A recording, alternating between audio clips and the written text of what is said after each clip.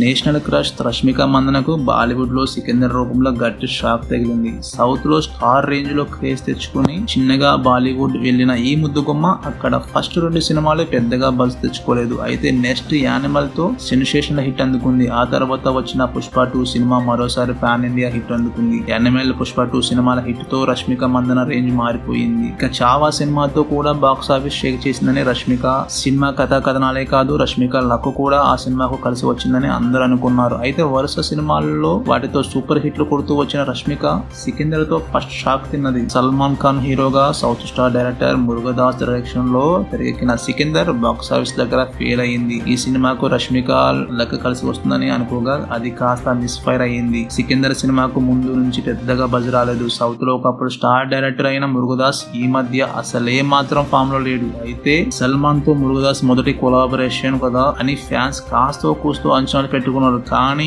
Cinema ఆ next expectation కూడా reach కాలేదు. రష్మిక మందన కూడా సినిమా సక్సెస్ అవ్వలేదంటూ నేషనల్ మీడియా హంగామా మొదలుపెట్టింది. కెరీర్ ఫిక్స్ లో ఉన్న టైంలో రష్మికకు ఈ ఫెయిల్యూర్ రిజల్ట్ ఒక బ్రేక్ లా అనిపించింది చెప్పొచ్చు. ఒక ఫ్లాపే కదా అని తేలికగా అనుకునే ఛాన్స్ లేదు. ఎందుకంటే అమ్మడే నెక్స్ట్ సినిమాల మీద ఈ ఎఫెక్ట్ ఉంటుంది. అంతేకాదు ఒక ఫ్లాప్ పడితే మళ్ళీ సినిమా సూపర్ హిట్ అయ్యేదాకా వేచి చూడాలి టెన్షన్ గా.